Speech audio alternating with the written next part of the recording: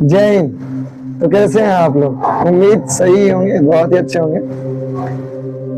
मैं बात करने वाला हूँ बहुत ही जबरदस्त। आपको टॉपिक ही देख के लग गया होगा कि कुछ आज जबरदस्त केस बेस स्टडी बनने वाला है।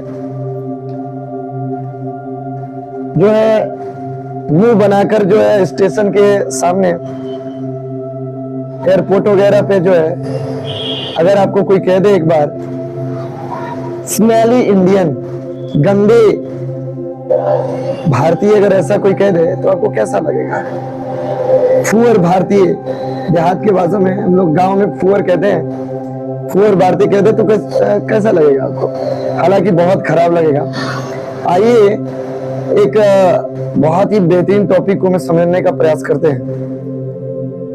जो है इस बात को लेकर तो आत्मसम्मान पे ठेस पहुंचेगा ही, बहुत ज्यादा ही आत्मसम्मान पर ठेस पहुंचेगा। हालांकि इसमें दो राय नहीं है कि आत्मसम्मान पर ठेस पहुंचेगा कि नहीं पहुंचेगा। अंबेडकर जी की बचपन की बात करते हैं।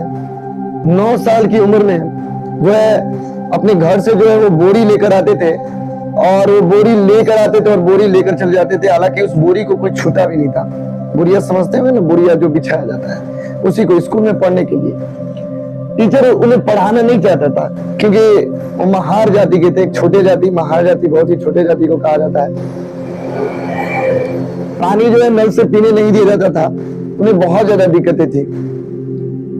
उन्होंने एक अपनी किताब में लिखते हैं, जो उनकी किताब है waiting for a visa, no peon no water. क्या हुआ कि कुछ दिनों तक जो है प्यून आए नहीं, चपरासी आए नहीं, और उन्हें कोई पानी तक नहीं पिलाता था। पानी भी प्यून भी ऊपर से पिलाता था, और कोई छुपके जो है पानी पी रहे थे।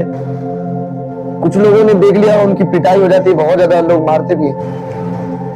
आप इन सारी चीजों को सुनते वक्त आपके दिमाग में चल रहा होगा ये किसी बड़े व्यक्ति के साथ नहीं हो रहा है, एक 9 साल के लड़के के साथ हो रहा है।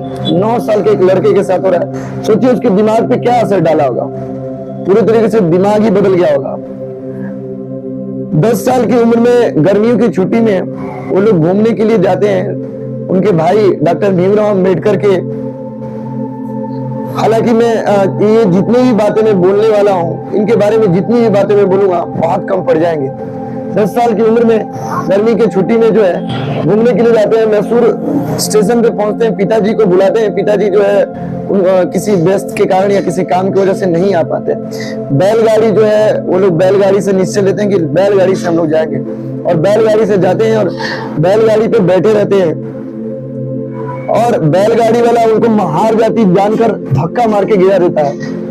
हालांकि बाद में उन्हीं से बैलगाड़ी भी चलवाता है, कहता गाड़ी तुम ही चलाओ। और गाड़ी पे बैठता नहीं है, नीचे जो है वो बैठता नहीं, और नीचे जो है टहलते रहता है, पीछे पीछे जाते रहता है। और वो अपने घर से खाना लेके आ रहते हैं, तो उस खाना को खाने जाते हैं।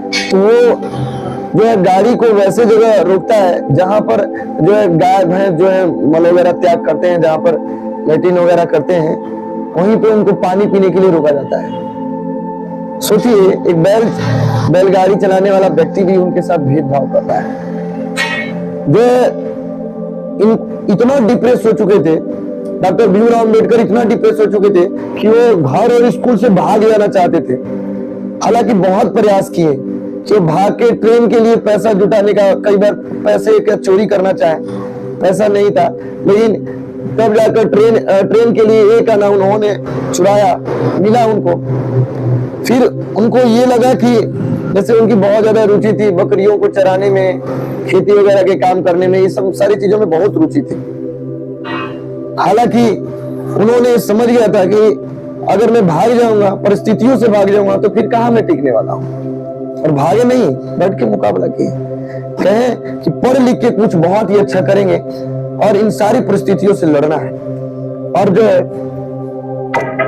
वो अपनी ही किताब में लिखते हैं, the Elon rise that strive, उड़ता वही है जो महान कोशिश करता है। वो व्यक्ति जिसके लक्ष्य जो है बड़े होते हैं, और वो जो लगातार कोशिश करते रहता है, वो रुकता नहीं है, वो कभी नहीं हार सकता है, गिर सकता है। उनको जो है एल्फिंस्टन स्कूल था, वहां पर टीचर पढ़ाने से मना कर दिया, क्या देखे, हम आपको स्कूल में पढ़ाने नहीं देंगे, मतलब पढ़ने नहीं देंगे, स्कूल से उनको निकाल दिया गया। सोचिए उस व्यक्ति पे क्या असर पड़ रहा होगा। बीए पास करके वो विदेश चले गए, कोलंबिया यूनिवर्सिटी में 8 साल की पढ़ाई जो है वो 2 साल 3 महीने में कंप्लीट कर लिए। वो 21 घंटा पढ़ाई करते थे, जो sociology, history, psychology, anthropology, politics वगैरह बहुत ही अच्छे तरीके से पढ़ाई किया उन्होंने इन सारे विषयों में। यहाँ तक कि इकोनॉमिक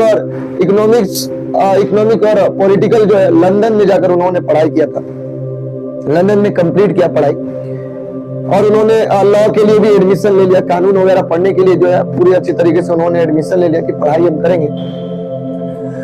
बाद में इन सारी चीजों से परेशान होकर वो जो है वहां पर जाने के बाद डॉक्टर भीमराव अम्बेडकर लिखते हैं कि ये सारी चीजों को देखकर ये सारी चीजें मैं ये भी भूल गया था कि मैं एक छोटी जाति का हूँ और मुझे सम्मान नहीं दिया जाएगा। वो आते हैं अगेन, भारत में लौटते हैं वापस, और वहां पे बड़ौदा के महाराज जो है उनका मिलिट्री सेक्रेटरी बनते हैं, है ना, सेनापति बनते हैं।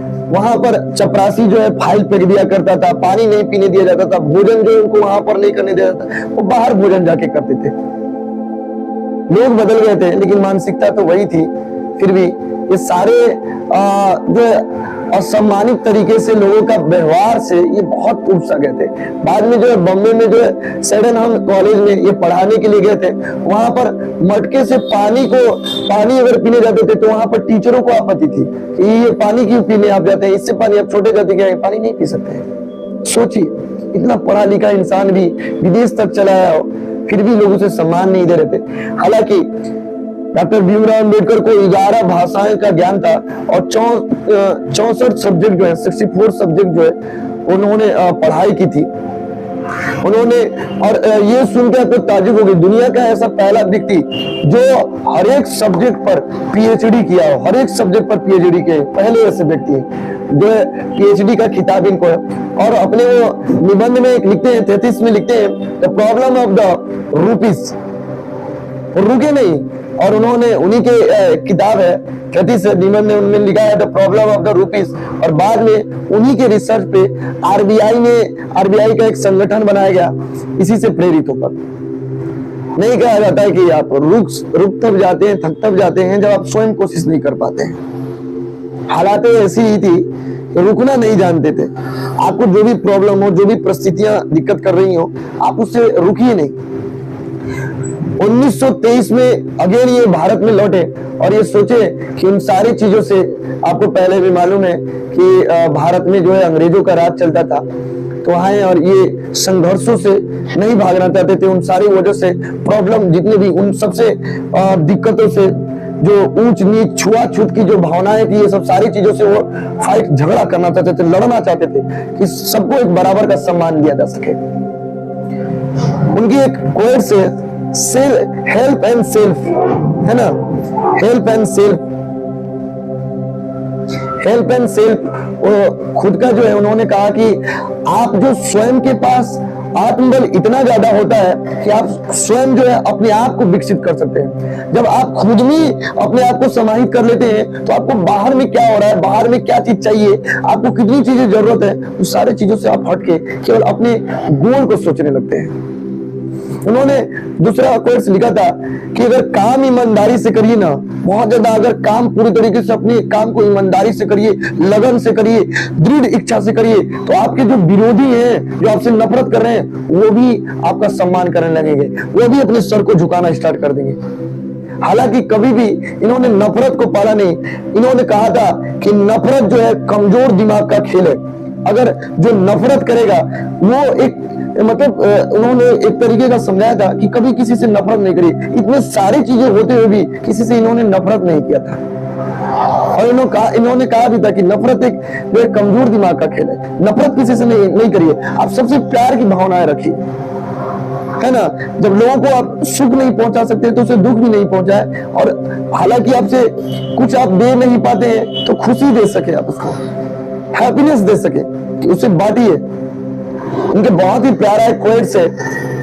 आज जो है बहुत सारे जो लोग आज डॉक्टर भीमराव अम्बेडकर को मानने वाले जो लोग हैं, ये डॉक्टर भीमराव अम्बेडकर को मानते हैं, फिर भी उनकी बातों पे नहीं चलते हैं। गाली देना, झूठ बोलना, लोगों से लड़ाई झगड़ा करना, ये उनका ये आचरण नहीं था।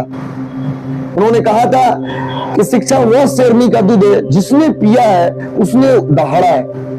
हालांकि बहुत ही जबरदस्त उनका क्वेट्स है और ये कभी किसी से नफरत नहीं की। मैं सभी लोगों से आग्रह करूंगा कि प्रेम की भावना है और इन नेताओं के चक्कर में ना आकर आपस में एक दूसरे को झूठ बना के और भारतीय लोगों के संस्कृति को बहुत अच्छे तरीके से बना के रखें। इन्होंने एक और बात कही थी कि अगर मुझसे कोई जान मांगेगा तो मैं जान दे दूंगा, लेकिन कभी देश के बारे में असम्मानजनक बातें और बुरी बातें या उसके विकास को कोई नीचे गिराना चाहिए, भारत के सम्मान को नीचे गिराना चाहिए, तो उसके लिए हम कभी झुक नहीं सकते। इनके बारे में जितनी बातें मैं बोलूं कम पड़ जाएंगे क्योंकि शब्द नहीं मेरे पास है। ठीक है, तो आप सभी लोगों से आग्रह होगा कि इन सारे बातों को लोगों में इकट्ठा बनाएं और एक सम्मान बनाएं। भाई ऐसा लग रहा है कि लोग एक दूसरे से नफरत करते जा रहे हैं। आज के लिए इतना ही, फिर मिलते हैं हम लोग अगले क्लास में। तब तक के लिए जय हिंद छात्रों।